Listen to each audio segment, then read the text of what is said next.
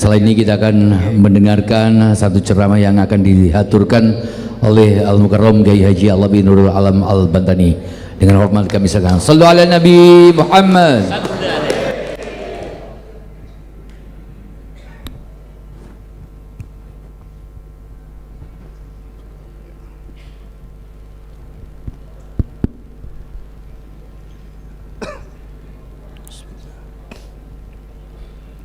Assalamualaikum warahmatullahi wabarakatuh.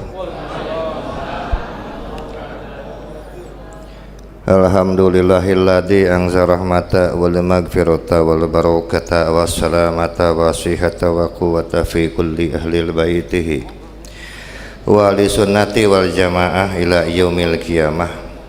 Asyhadu an la ilaha illallah wahdahu la syarikalah ilahan wahidan ahadan samadan lam yatahid sahibatan wala walada walam yakul lahu kufuwan ahad wa asyhadu anna muhammadan sayyidana muhammadan alladzi ja'alahu rahmatan fid dunya wa rahmatan fil akhirah. Allahumma shalli ala sayyidina Muhammad wa ala ali sayyidina Muhammad, amma ba'du. Alhamdulillah, segala puja dan puji tetap milik dan bagi Allah semata. Salawat dan salam pun selamanya tetap menjadi milik baginda Nabi Muhammad SAW, pada keluarganya, sahabatnya, dan semua umatnya hingga akhir zaman. Terima kasih saya ucapkan wabil khusus kepada Pak Haji Suryadi sebagai Ketua PCNU Denpasar yang telah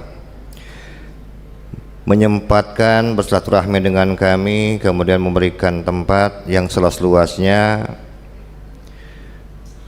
Dan juga tidak lupa kepada semua jajaran PCNU yang hadir dari mulai Rois, Katib, Tasyar, dan juga semua warga Nahdiyin dan juga kedatangan tamu kita dari keluarga kerajaan dari Bali. Kepada Bapak Agung juga saya haturkan terima kasih sudah bersedia untuk hadir. Mudah-mudahan pertemuan kita ini senantiasa bisa mempererat tali silaturahmi di antara kita semua. Para romo kiai, bapak-bapak dan ibu yang hadir, bahwa sebagian dari bapak dan ibu mungkin sudah tahu atau ada yang mendengar bahwa sesungguhnya ada dua buku yang saya buat, itu ada di bawah bukunya. Itu bertujuan untuk menguatkan tesis Kiai Haji Imaduddin Utsman. Jadi saya itu mendapatkan perintah dari guru 6 bulan kemarin untuk meneliti, mengkaji tulisan Kiai Haji Utsman Al-Bantani tentang pembatalan nasab Ba'alawi. Jadi saya melakukan riset itu kurang lebih 6 bulan lamanya sebelum saya membuat sebuah buku dalam kajian ilmu Rijalul Hadis dan ilmu sejarah. Kenapa saya mengambil ilmu Rijalul Hadis sebagai penguat tesisnya Kiai Haji Imaduddin Utsman? Harus dipahami terlebih dahulu bahwa ilmu Rijalul Hadis adalah sebuah ilmu yang menceritakan, yang meriwayatkan tentang seseorang yang dianggap membawa sebuah berita dari masa lalu sampai di masa dia hidup, namanya ilmu Rijalul Hadis. Jadi langsung rijalnya. Kalau rijalnya ini ada, berarti harus ada datanya. Kalau tidak ada, ya tidak ada. Jadi sangat-sangat objektif. Ini yang saya suka dalam ilmu ini. Jadi tidak bisa ngeyel, nggak bisa ngarang-ngarang. Kalau ada, ya mana datanya. Kalau tidak ada, ya selesai. Orangnya nggak ada, sudah begitu. Nah, sekarang kita mulai. Contoh, seperti Kanjeng Nabi Muhammad SAW dalam salah satu hadisnya yang diriwayatkan oleh Anas bin Malik, Nabi Muhammad SAW faqala qaidul ilma bil kitab, ikatlah ilmu dengan catatan. Nabi Muhammad nggak bilang qaidul ilma bidzanni, ikatlah ilmu dengan praduga, nggak ada itu dalilnya ya.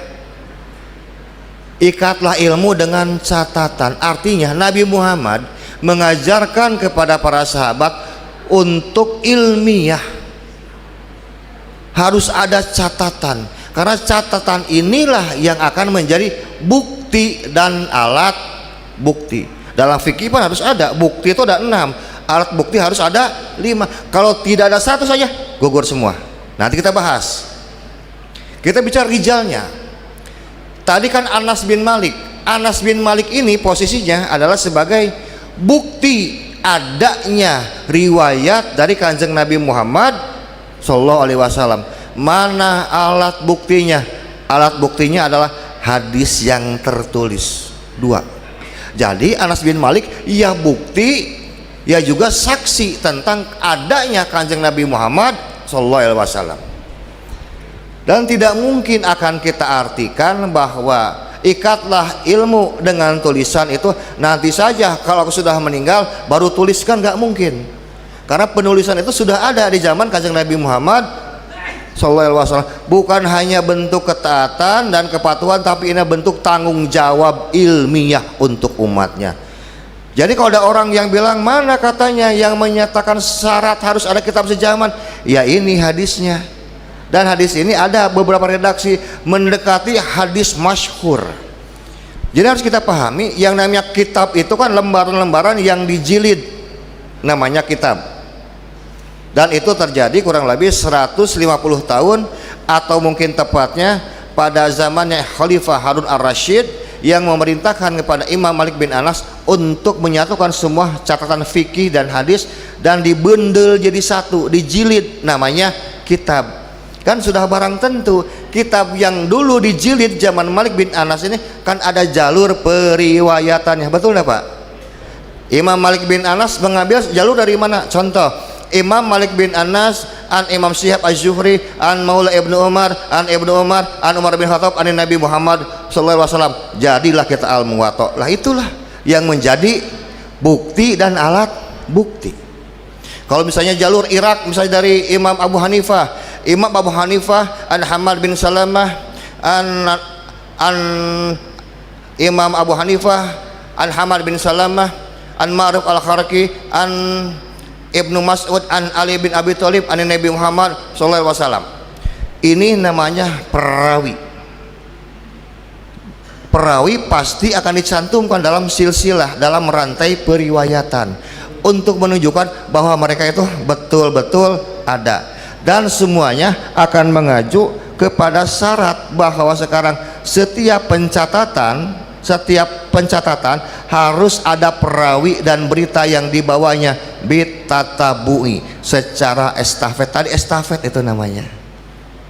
Nabi Muhammad yang menyampaikan pada sahabat, ini disebut dengan tingkatan pertama atau tobakoh pertama. Kemudian turun tabi'in, ini tobakoh kedua. Turun lagi tobakoh ketiga. Jadi perawi adalah orang yang hidup sejaman dengan orang atau kejadian yang sedang terjadi, namanya perawi. Karena tidak mungkin perawi yang mati bisa meriwayatkan. Pertanyaan sederhananya yang kita tahu, yang namanya Imam Ahmad bin Isa dan Imam Ubaidillah bin Ahmad bin Isa lahirnya abad ketiga dan keempat. Berarti kita butuh perawi di zaman tersebut. Mana perawinya? Contoh yang gampang lah, ibu-ibu kalau melahirkan yang pertama kali tahu siapa? Yang menjadi saksi kelahiran anak ibu siapa? Bidan. Dua siapa?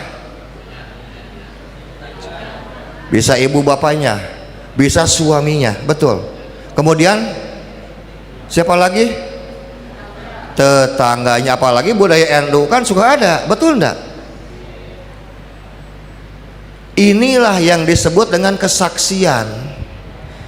Sekarang kita tanya, Ahmad Al-Muhajir lahir abad 3 atau abad 4? Terus yang menjadi saksi kelahiran beliau mana orangnya? Ada enggak ibu bapaknya? Ada enggak tetangganya yang jadi saksi? Ada enggak pencatatannya waktu itu abad 3 abad 4? Enggak ada. Kenapa enggak ada? dalam ilmu rijalul hadis. Ya, dalam ilmu rijalul hadis ini ada nggak orangnya? Nggak ada. Kenapa nggak ada? Karena tidak pernah dilahirkan, titik. Kalau ada, mana datanya? Saklek kalau ilmu rijalul hadis. Jadi nggak usah marah-marah kalau memang nggak ada aja. Goib ya goib aja udah. Kalau bapaknya nggak ada, ya anaknya juga nggak ada. Ya namanya Ubaidillah bin Ahmad. Masa anak bisa dilahirkan tanpa seorang bapak? Makanya sesuai dengan kaidah idza saqatal aslu saqatal furu, di mana atasnya roboh semua. Jadi kalau kita bahas ilmu rijalul hadis, nggak peduli yang namanya Ahmad Al-Muhajir, Ubaidillah, Alwi bin Alwi, kemudian ke bawahnya Faqih Muqaddam, ya semuanya gaib aja, sudah aja nggak ada. Satu. Yang kedua, kan beliau ini kan diglorifikasi, dilebih-lebihkan, disebut dengan Imam Mujtahid Mutlak. Betul begitu? Saya cari kurang lebih dalam 50 kitab yang hidup yang paling sejaman, kurang lebih itu sekitar 500 sampai 600 tahun dari prediksi awal mula kehidupan Ahmad bin Isa yang katanya abad 3 atau abad 4 dan wafat tahun 345 Hijriah.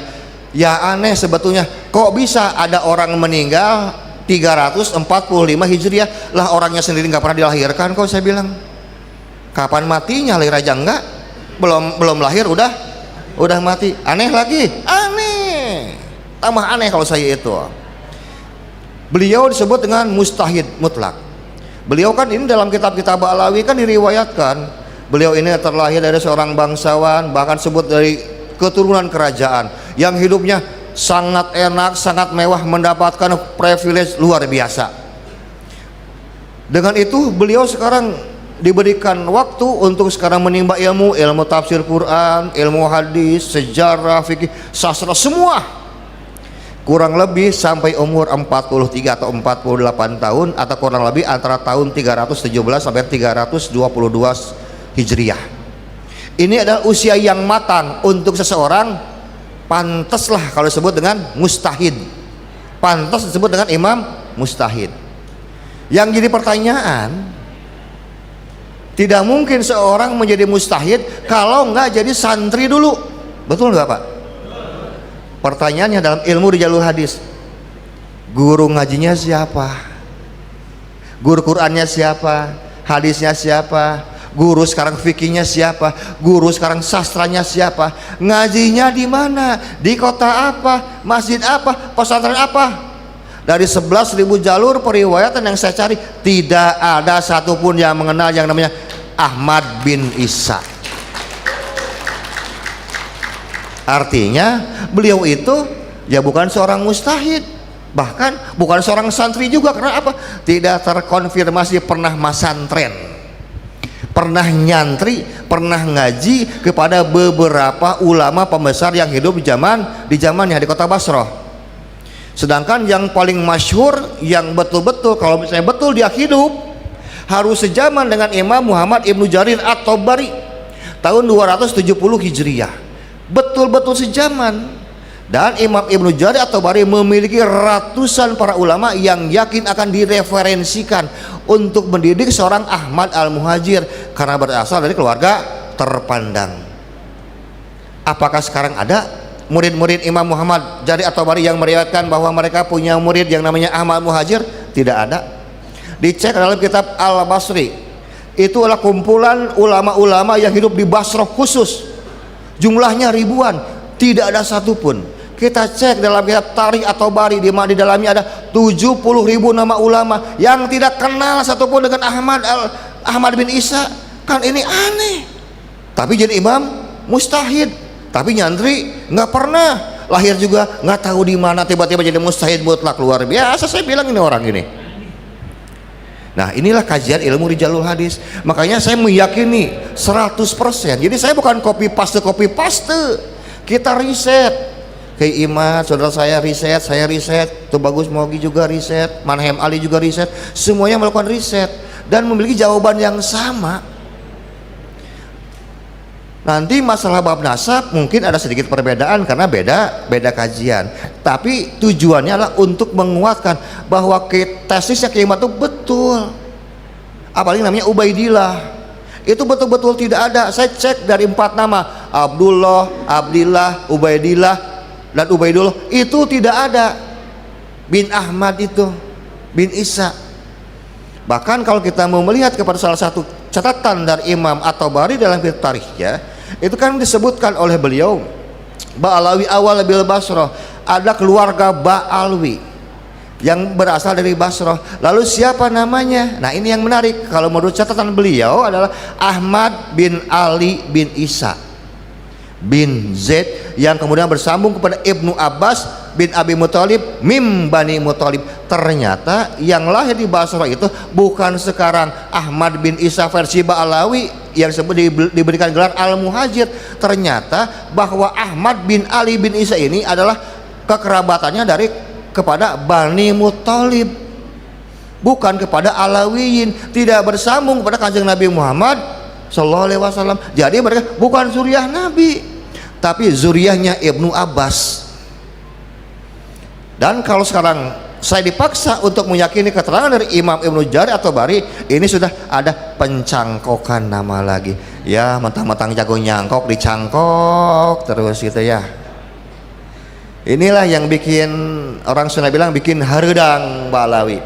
Kita menyampaikan data fakta secara akurat. Maksud saya begini dengan kawan-kawan saya dan saudara saya. Kan setidaknya bahwa Ba'alawi ini tidak bersambung pada Nabi Muhammad itu bukan dibatalkan oleh kami secara perorangan, secara person, tidak. Tapi dibatalkan oleh disiplin ilmunya. Pertama oleh ilmu nasab, oleh ilmu rijalul hadis, asar ulama, oleh ilmu sekarang biologi modern yang disebut dengan tes DNA, kemudian oleh ilmu sekarang asal ulama, ilmu akademisi-logis, itu semua tertolak. Setidaknya ada 6 disiplin ilmu yang menolak kemustahilan Ba'alawi tersambung kepada zuriat Nabi Muhammad Sallallahu Alaihi Wasallam. Keinginan kita, ayo data dengan data lagi, kita adu. Ilmu sekarang sejarah dengan sejarah lagi, ilmu rijalul hadis dengan rijalul hadis lagi, ilmu nasab dengan ilmu nasab lagi. Ayo kita dulu kita ngadu data. Jangan kita menyampaikan data dengan fakta yang terjadi di lapangan, mereka membalas dengan caci maki, dengan fitnah. Kan ini enggak kelas, ini enggak apa ya? Bukan hanya enggak nyambung, enggak level gitu maksudnya. Ya, enggak level yang begini buat kita. Kita riset, mereka enggak. Ayolah kita duduk. Beda pendapat boleh dong, tapi berdasarkan keilmuan dengan tata krama. Ayo kita sambil ngopi sambil ngudud lah, kita bahas datanya. Bisa, ulama dulu kan sudah biasa berbeda pendapat, ini sahih, ini enggak sahih, tapi tetap bisa bersahabat. Tapi mereka belum apa-apa sudah menolak untuk bersahabat dengan kita. Nah, kan ini repot. Kemudian yang lain dengan kondisi yang begitu terdesak dan super panik, akhirnya mereka mengeluarkan seuntayan kaidah buat para muhibinnya. Lebih baik salah mencintai daripada salah membenci. Kan ini menjebak. Pertanyaannya, bagaimana kami bisa mencintai seseorang, sekelompok orang yang telah memalsukan sejarah NKRI, memalsukan sejarah Nahdlatul Ulama, menghina para kiai-kiai Nahdlatul Ulama. Tolong ajarkan kami, ajarkan saya bagaimana bisa mencari para pemalsu sejarah ini. Bagaimana caranya? Kan susah. Dan masih banyak yang terhipnotis, mengajarkan dengan perasaan zon. Dalilnya cuma zon.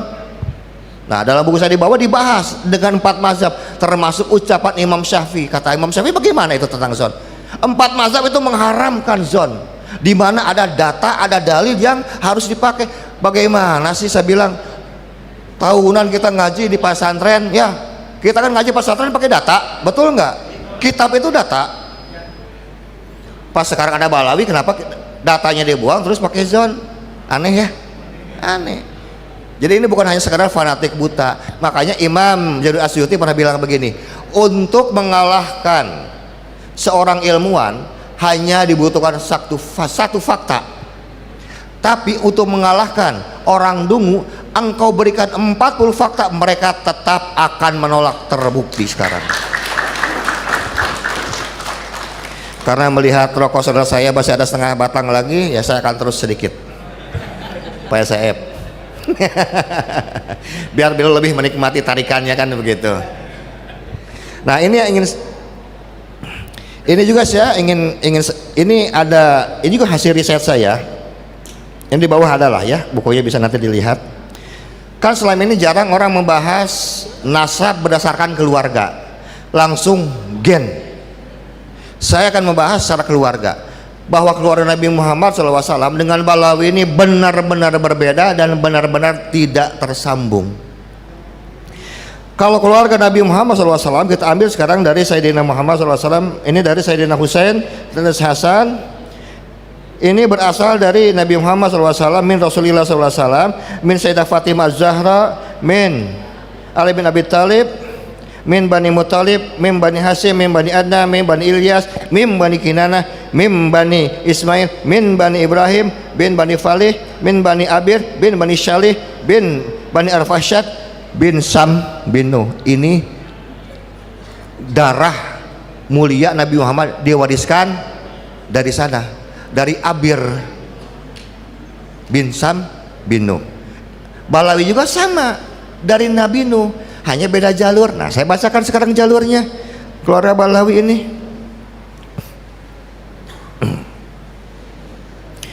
Keluarga Balawi itu Balawi min Bani Fatimiyun, bin Bani Himyar, min Bani Lewi, min Bani Syabah, bin Bani Kutbah, bin Bani Main, bin kaum Samud, bin kaum Ad, bin Bani Aus, bin Bani Iram, bin Sam bin Nuh.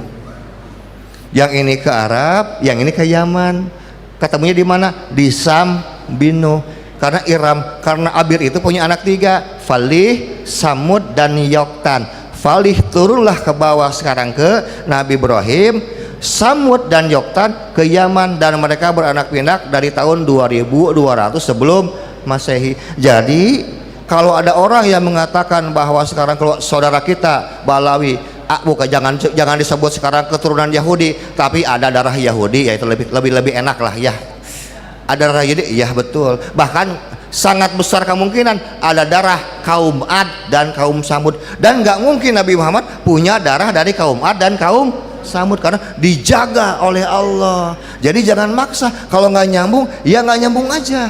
Tapi sebetulnya kan nggak apa-apa jadi orang Yahudi atau turunan Yahudi, tapi yang soleh, yang lurus, yang menusantara, yang beradab kan banyak. Contoh, di Israel itu masjid-masjid rata-rata adalah madhab Syafi'i, dan ini jarang diekspos. Rata-rata adalah bermadhab Syafi'i, dan mereka tuh orang Yahudi. Jadi orang Yahudi Muslim bermadhab Syafi'i dan tetap soleh.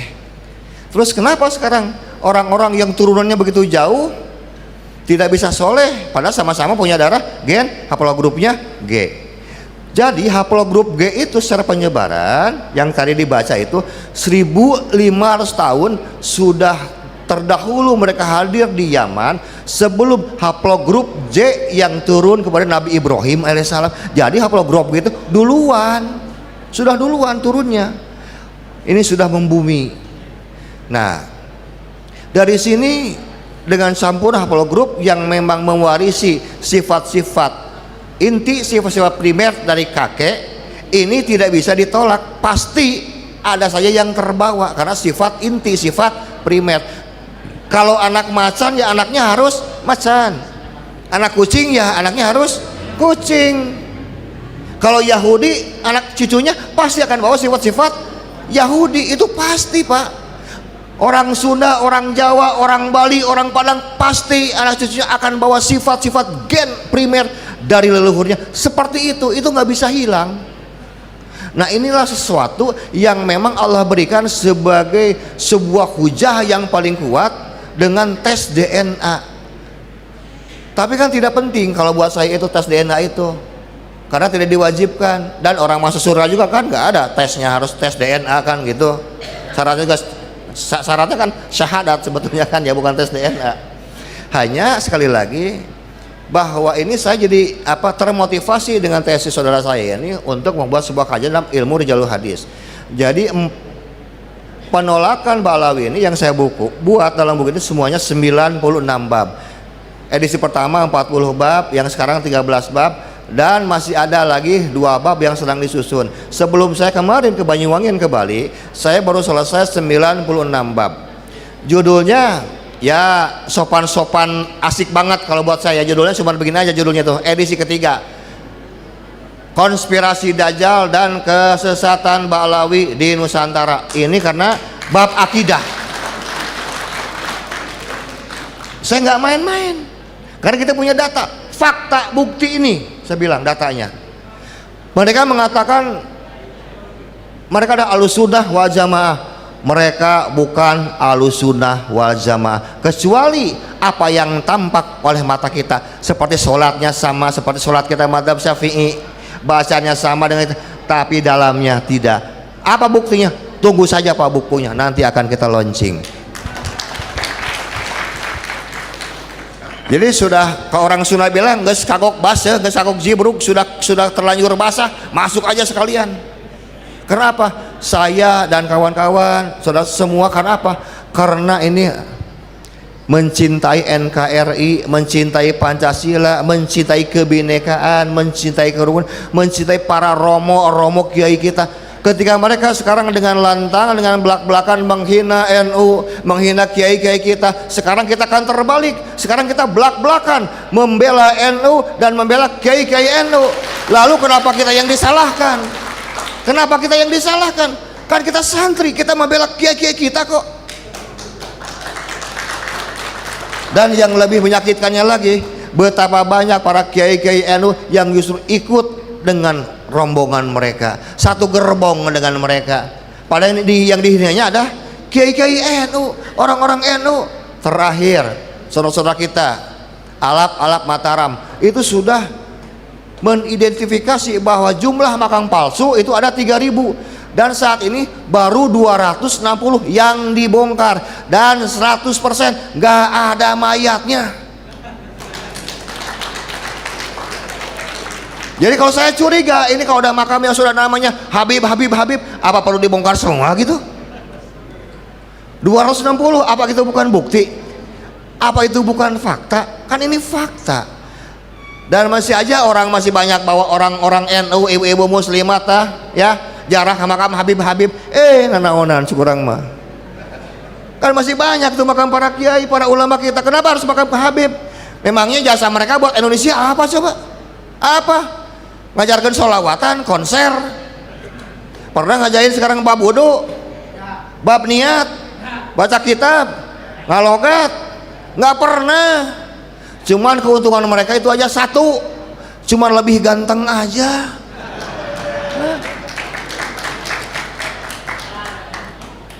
Mohon maaf, sampai saat ini saya harus katakan, saya belum melihat ada kelompok Ba'lawi saudara kita yang menjadi alim ulama. Sok, siapa? Habib mana? Tapi lihat produk-produk Kiai Nusantara, betapa banyak, dan kita melupakan jasa mereka. Kenapa? Kenapa harus sekarang sering-sering jarah ke makam Habib, bukan jarahnya ke orang tua? Kan Nabi yang bilang al jannatu tahta aqdamil ummahat. Apakah Nabi pernah bilang al jannatu tahta aqdamil Habib? Pernah bilang begitu? Kagak pernah. Nggak perlu takut ancaman syafaat, gak dapat macam-macam. Yang jelas itu seorang anak asal nurut, patuh, wes pasti dapat syafaat Kanjeng Nabi. Jangan mau dibodohin terus gerak. Ya, belajar pinter, belajar cerdas. Andai kata masih ada muhibin, saudara kita, tolong para muhibin, saudaraku, jangan jadi muhibin garis keras. Jadilah muhibin garis waras dan garis cerdas.